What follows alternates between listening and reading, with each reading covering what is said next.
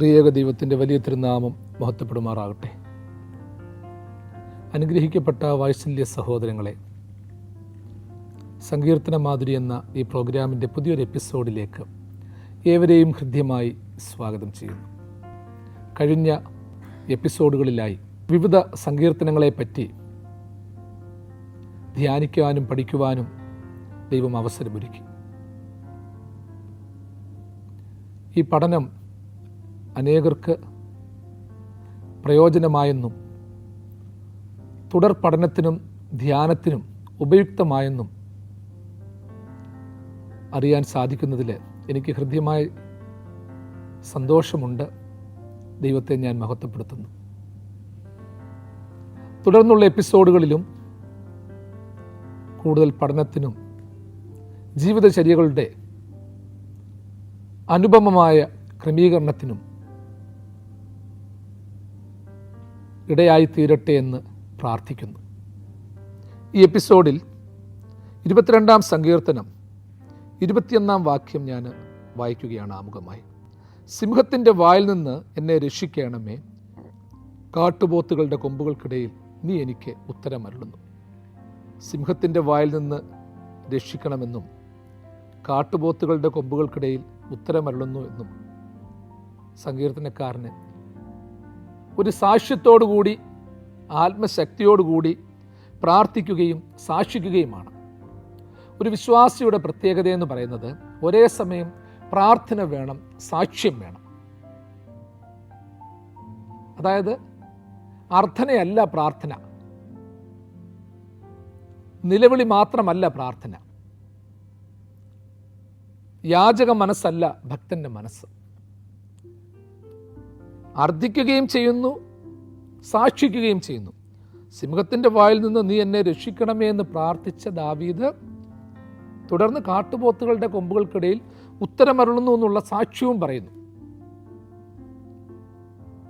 സിംഹത്തിൻ്റെ വായിൽ നിന്ന് എന്നെ രക്ഷിക്കണമേ എന്ന് പറയുമ്പോൾ അസാധ്യമായൊരു സംഗതിയിൽ നിന്ന് ദൈവം രക്ഷിക്കണമെന്ന് പ്രാർത്ഥിക്കുകയാണ്.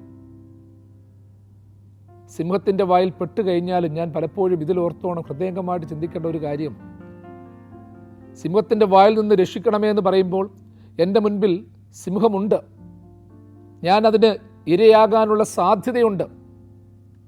എൻ്റെ ജീവിതചര്യകളും ചുറ്റുവട്ടങ്ങളുമൊക്കെ എന്നെ സിംഹത്തിൻ്റെ വായിലേക്ക് നയിക്കുന്നുണ്ട്.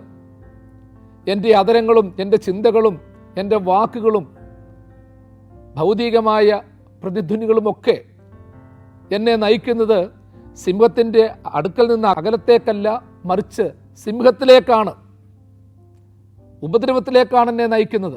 ഞാൻ അവിടേക്ക് അകപ്പെട്ടു പോയിട്ടുണ്ട്.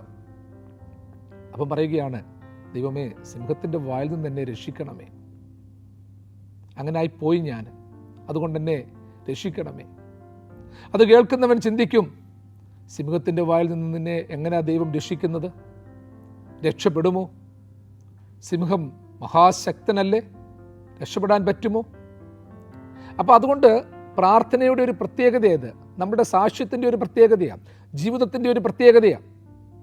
ചില ഘട്ടങ്ങളിൽ സിംഹത്തിൻ്റെ വായിൽ പോലും നമ്മൾ പെടും. ദാനിയേൽ സിംഹക്കുഴിയിൽ വീണു,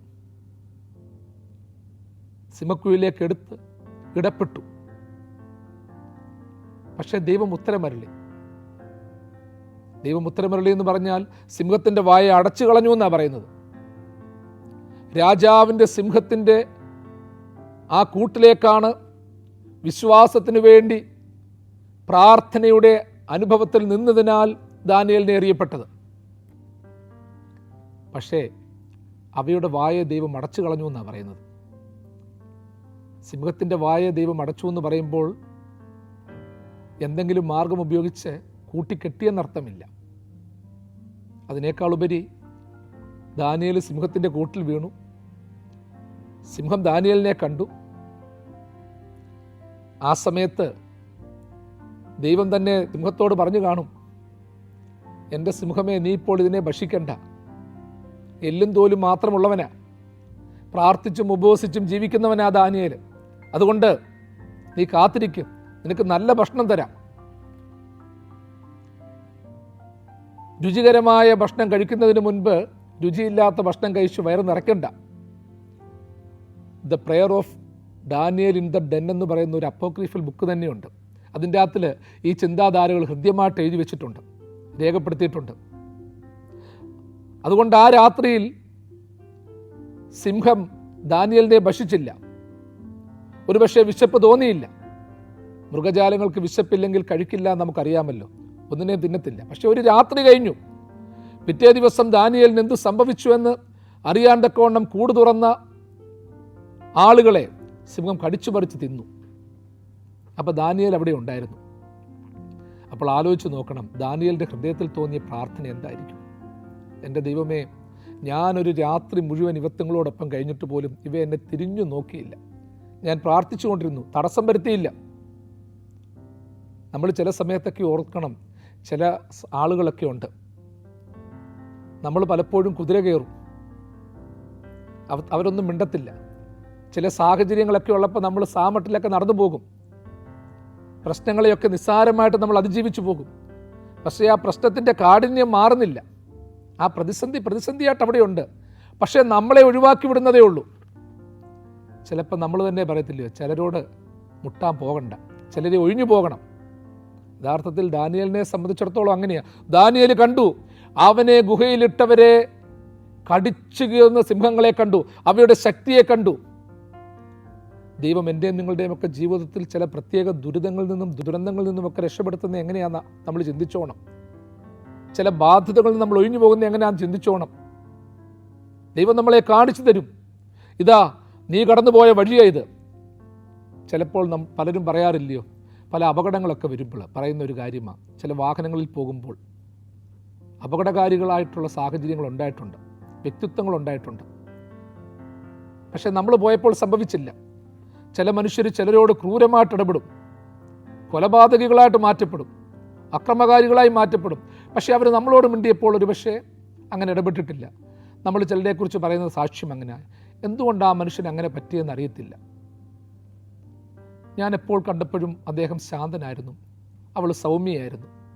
പക്ഷേ ഈ ഒരു പ്രത്യേകമായ സാഹചര്യത്തിൽ കഠിനമായി മാറ്റപ്പെട്ടു. കൊലപാതകികളായി മാറ്റപ്പെട്ടതും ഉപദ്രവികളായി മാറ്റപ്പെട്ടതും ഒക്കെ നമ്മൾ കാണുന്നുണ്ട്. എൻ്റെ പ്രിയമുള്ളവരെ, ദൈവത്തിൻ്റെ ഒരു വലിയ കരുണ ചില സാഹചര്യങ്ങളിൽ നമ്മളോടൊപ്പമുണ്ട്.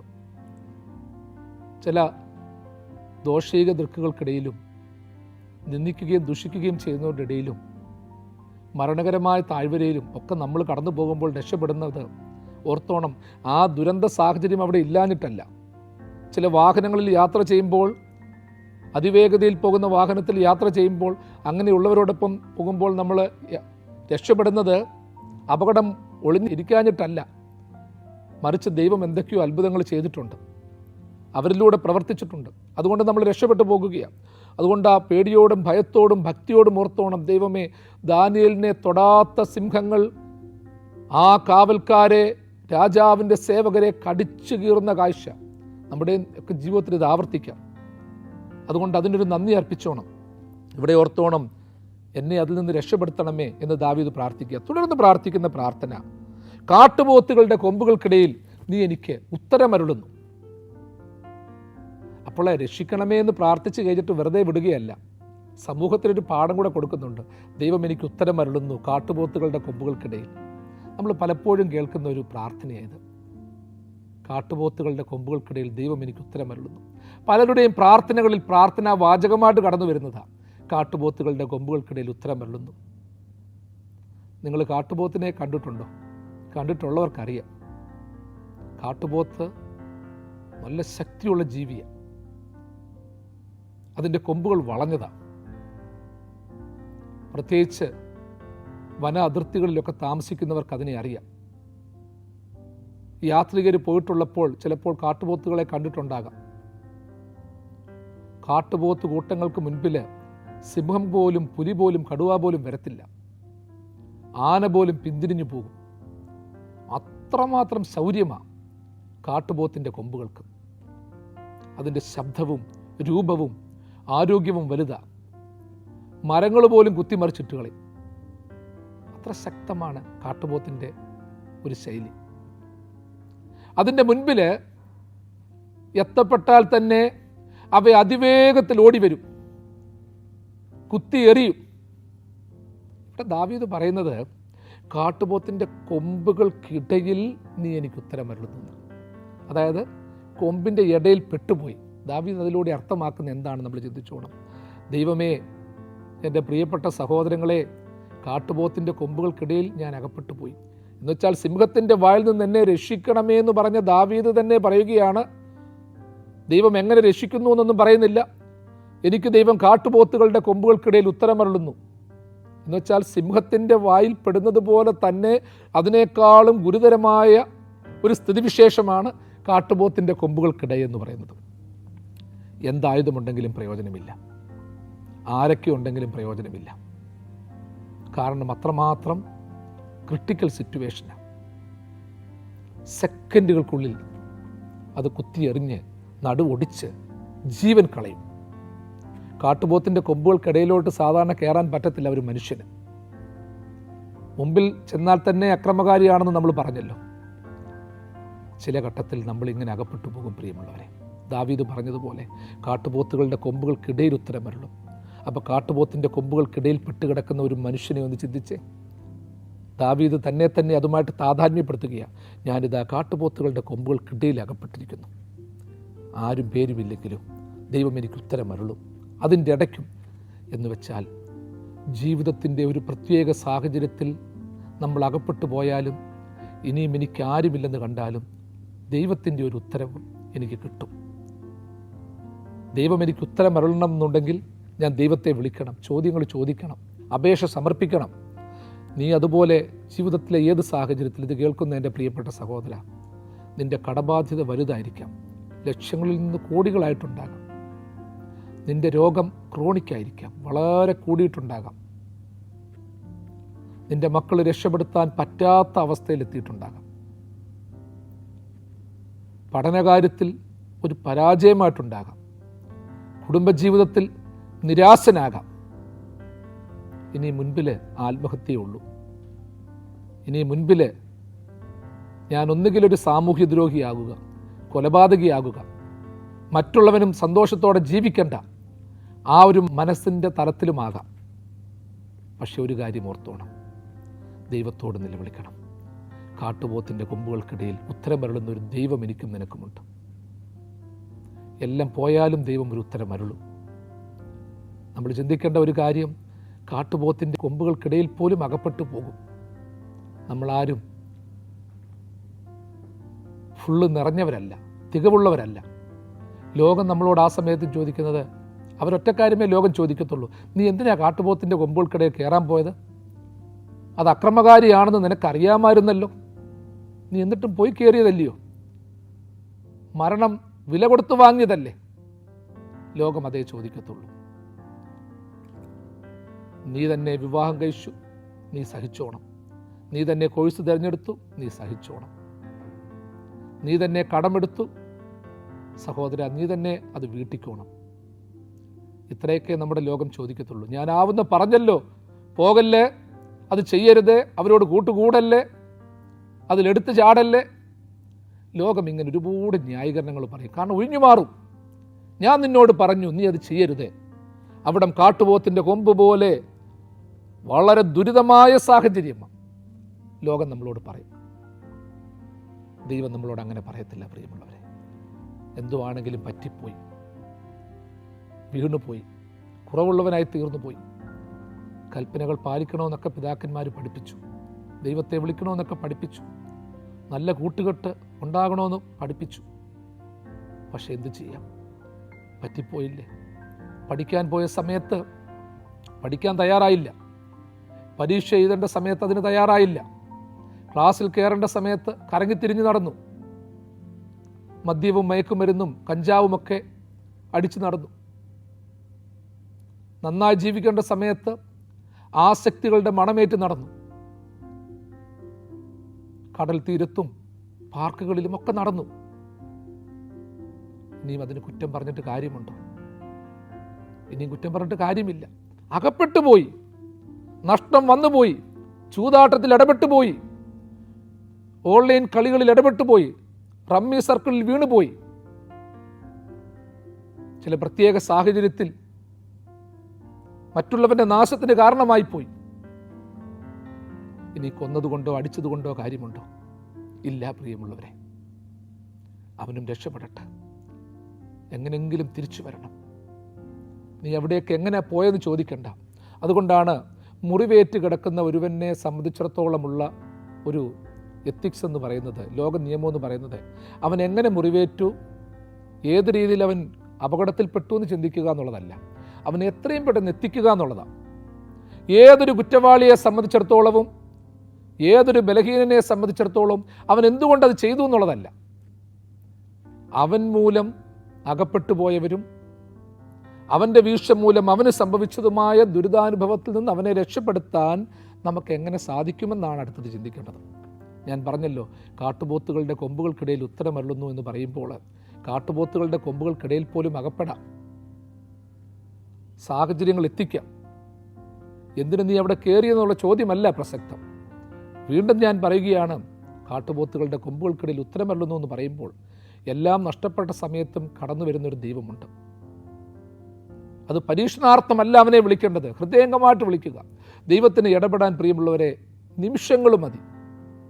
ചില വ്യക്തികളെ നമുക്കറിയാം, ചിലർ ഭയങ്കര പരാതിയാണ്, 2 പിള്ളേരേ ഉള്ളൂ, 3 പിള്ളേരേ ഉള്ളൂ. പലപ്പോഴും പറയും, അച്ഛാ കുഞ്ഞിൻ്റെ കല്യാണമായിട്ടില്ല, ഒരു കുഞ്ഞ് പഠിച്ചൊക്കെ നിന്ന് ജോലിയായിട്ടില്ല. ചിലരുടെ പരാതിയാണ്, കുറച്ച് നാളുകൊണ്ട് ആഗ്രഹിച്ചിരിക്കുക, സാധ്യതകളൊന്നുമില്ല, നല്ല ജോലിയും കൂലിയും ഒക്കെ ഉണ്ട്. ചിലർക്ക് നല്ല ജോലിയും കൂലിയും ഇല്ലാത്തതിൻ്റെ പ്രയാസമുണ്ട്, സാമ്പത്തികമില്ലാത്തതിൻ്റെ പ്രശ്നമുണ്ട്. പക്ഷേ ചിലർക്ക് ഇതൊക്കെ നടക്കുന്നുണ്ടല്ലോ, വർഷങ്ങൾ നടക്കാതിരിക്കുക, പെട്ടെന്നാണ് നടക്കുന്നത്, നിമിഷങ്ങൾക്കുള്ളില്ല. ഇരിക്കുന്നിരിപ്പിൽ ചിലപ്പോൾ ആരുടെയെങ്കിലും സ്നേഹിതരുടെ ഒറ്റ ഫോൺ കോളാണ്, പെട്ടെന്ന് നിമിഷങ്ങൾക്കുള്ളിലാണ് വരുന്നത്. നമ്മളോട് ഈ പ്രയാസങ്ങളൊക്കെ പറഞ്ഞുകൊണ്ടിരിക്കുകയാണ്. അതിന് തുടർന്ന് പെട്ടെന്ന് മിനിറ്റുകൾക്കുള്ളിൽ ചിലപ്പോൾ അറിയാതെ ഒരു ഫോൺ കോൾ വരികയാണ്, അത് നിൻ്റെ CV ഒന്ന് അയച്ചതാ, അല്ലെങ്കിൽ ഇതുപോലൊരു ഇന്നടുത്തൊരു പെൺകൊച്ച് നിപ്പുണ്ട്, ഒരു ചെറുക്കൻ നിപ്പുണ്ട്, അത് നോക്കണം. പെട്ടെന്നാണ് ചില വിളികളൊക്കെ വരുന്നത്. നമ്മൾ അതുപോലെയുള്ള സാഹചര്യങ്ങൾ, അത്രയും ഇല്ലാത്ത സാഹചര്യങ്ങളൊക്കെ തേടിപ്പോയിട്ടുണ്ട്. അത്രയും നല്ല ജോലി വേണ്ട, അത്രയും നല്ല വിവാഹബന്ധം വേണ്ട എന്നൊക്കെ ചിന്തിച്ചിട്ടുണ്ട്. പക്ഷേ ദൈവം ചിലപ്പോൾ ക്രമീകരിക്കുന്നത് അതിനേക്കാളുമൊക്കെ അപ്പുറമായിട്ടുള്ള ചില സാഹചര്യങ്ങളാണ്. കാട്ടുപോത്തിൻ്റെ കൊമ്പുകൾക്കിടയിൽ ഉത്തരം വരളുന്നു എന്ന് പറയുമ്പോഴാണ്. മൂന്നാമത് പ്രിയമുള്ളവരെ, ചില സാക്ഷ്യങ്ങൾ നടത്തണം. നീയും ഞാനും മാത്രം അനുഭവിച്ചാൽ പറ്റത്തില്ല, മറ്റുള്ളവരോട് പറഞ്ഞു കൊടുക്കണം. ഞാൻ കാട്ടുപോത്തുകളുടെ കൊമ്പുകൾക്കിടയിൽ ദൈവത്തിൻ്റെ സ്വരം കേട്ടു എന്ന് പറയുമ്പോൾ അതിനൊരു വലിയ സാക്ഷ്യമുണ്ട്. ആ സമയത്ത് ഞാൻ കാട്ടുപോത്തിനെ പേടിക്കുന്നില്ല, അതിൻ്റെ കൊമ്പിൻ്റെ ഇടയിലാന്ന് ഓർക്കുന്നില്ല. എനിക്ക് എൻ്റെ ദൈവത്തിൻ്റെ കരങ്ങളിലാണെന്നുള്ളൊരു ചിന്ത, എൻ്റെ ദൈവത്തോടൊപ്പമാണെന്നുള്ള ചിന്ത, അവൻ്റെ മടിത്തട്ടിലാണെന്നുള്ളൊരു ചിന്ത. കാട്ടുപോത്തിൻ്റെ കൊമ്പുകൾക്കിടയിൽ ദൈവത്തെ വിളിക്കാൻ നമുക്ക് പറ്റുന്നുണ്ടോ? ദൈവത്തോടൊപ്പമായിരിക്കാൻ സാധിക്കുന്നുണ്ടോ? കാട്ടുപോത്തിൻ്റെ കൊമ്പുകളെയും അതിൻ്റെ ഇടയിലുള്ള വാസത്തെയും മുൾപ്പടർപ്പായി കാണാതെ, ശാപമായി കാണാതെ, ദൈവത്തിൻ്റെ മടിത്തട്ടായി കണ്ട്, സിംഹാസനമായി കണ്ട്, ഇരിപ്പിടമായി കണ്ട് ദൈവത്തെ സ്തുതിച്ചു കഴിഞ്ഞാൽ ആ ഉത്തരം നമുക്ക് കേൾക്കാൻ പറ്റും. അതിൻ്റെ കൊമ്പുകൾക്കിടയിൽ നിന്ന് അയ്യോ പത്തോ എന്ന് വിളിക്കാതെ എൻ്റെ ദൈവമേ എന്ന് വിളിക്കാൻ നമുക്ക് സാധിക്കുന്നുണ്ടോ? ചില രോഗങ്ങൾ കാട്ടുപോത്തിൻ്റെ കൊമ്പുകളാണ്, ചില സാഹചര്യങ്ങൾ കാട്ടുപോത്തിൻ്റെ കൊമ്പുകളാണ്. മരണനിലയിലും തായ്വരകൾ കാട്ടുപോത്തിൻ്റെ കൊമ്പുകളാണ്. അവിടെ നിന്ന് മറ്റാരെയും വിളിച്ചിട്ട് കാര്യമൊന്നുമില്ല. ദൈവത്തെ വിളിക്കാനുള്ള ഒരു നാക്കിൻ്റെ ചലനം വേണം, ഹൃദയത്തിൻ്റെ ശക്തി വേണം. ഓം ഗ്രീം കുട്ടിച്ചാത്ത ഓം ഗ്രീം എന്ന് മായാവിയിലെ രാജുവും രാധയും വിളിച്ചു പറയുന്നതിനേക്കാളും, വിളി കേൾക്കുന്നതിനേക്കാളും, മായാവി വരുന്നതിനേക്കാളും എളുപ്പം ദൈവം കടന്നു വരും. പ്രിയമുള്ളവരെ, ഒരു കാലത്ത് മനസ്സിലുണ്ടായിരുന്നത്, മനുഷ്യൻ്റെയൊക്കെ മനസ്സിൽ, ബാലമനസ്സുകളിലുണ്ടായിരുന്നത്, ചില കാര്യങ്ങളൊക്കെ വരുമ്പോൾ ഇത്തരത്തിലുള്ള ചില കുറുക്കുവഴികളൊക്കെ വേണമെന്നായിരുന്നു. കുറുക്കുവഴികൾ പോരാ, യഥാർത്ഥമായ ചില അനുഭവങ്ങളൊക്കെ തന്നെ നമുക്ക് വേണം. വീണ്ടും ഓർത്തോ, കാട്ടുപോത്തിൻ്റെ കൊമ്പുകൾക്കിടയിൽ നീ എനിക്ക് ഉത്തരമരുളുന്നു പറയുമ്പോൾ അവൻ്റെ ഉത്തരവ് ഏത് രീതിയിലാണെന്ന് നമ്മൾ ചിന്തിക്കണം. ഇന്ന് നമ്മൾക്ക് വേണ്ടത് എല്ലാത്തിൻ്റെയും പ്രകടമായ ചില അനുഭവങ്ങളാണ്, അനുഗ്രഹങ്ങളാണ്. ദൈവമേ, നീ എങ്ങനെയാ ഇതിൽ നിന്ന് എന്നെ രക്ഷപ്പെടുത്തുന്നത്? എനിക്കെങ്ങനെ രക്ഷപ്പെടാൻ പറ്റും? ആരെങ്കിലും നീ വിടുമോ? ദൂതന്മാരെ വിടുമോ? നീ തന്നെ വരുമോ? ഒത്തിരി ചോദ്യങ്ങളുണ്ട്. എങ്ങനെ പറ്റും? നമ്മളൊക്കെ പ്രെജുഡൈസ്ഡ് മെൻറ്റാലിറ്റി ഉള്ളവരാ, മുൻവിധികളോടിരിക്കുന്നവരാ. എങ്ങനെയാ പറ്റുന്നത്? ചിലപ്പോൾ നമ്മൾ പറയത്തില്ല, ഇനി ആർക്കും പറ്റത്തില്ല, ഒന്നിനെ കൊണ്ടും പറ്റത്തില്ല, എന്നെക്കൊണ്ട് പറ്റത്തില്ല, എന്നെക്കൊണ്ട് പറ്റാത്തത് കൊണ്ട്, എൻ്റെ ബുദ്ധി കൊണ്ട് പറ്റാത്തത് കൊണ്ട് ഒരു രീതിയിലും നടക്കത്തില്ല.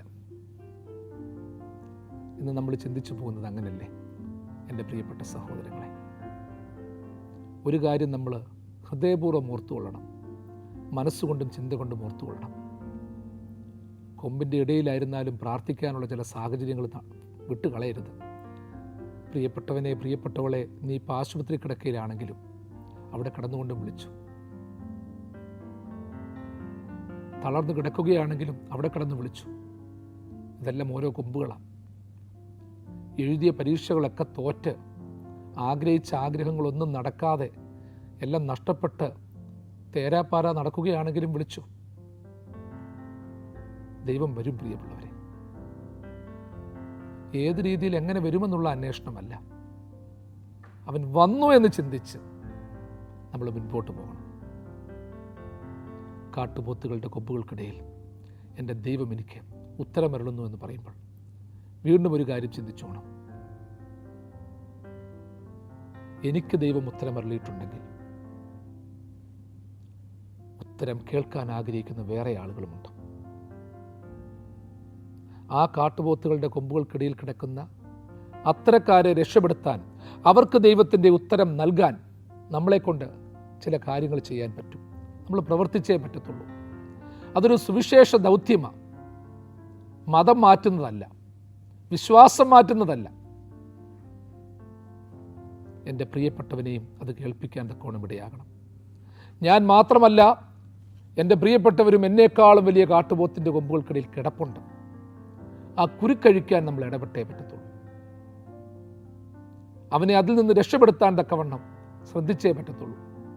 ഇന്ന് നമ്മളെപ്പോഴും പറയും, ഞാൻ കാട്ടുപോത്തിൻ്റെ കൊമ്പുകൾക്കിടയില്ല, എനിക്ക് പല പ്രതിസന്ധിയുണ്ട്.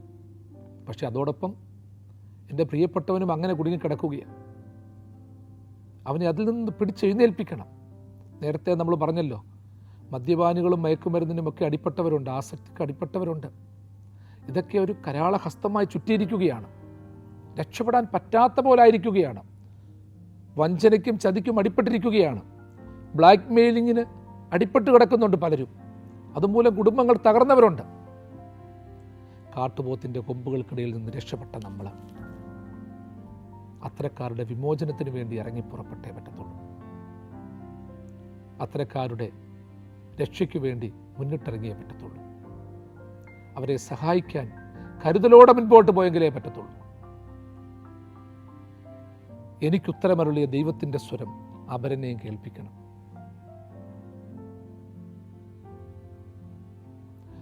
അൻപിൻ രൂപിയേശുനാഥ,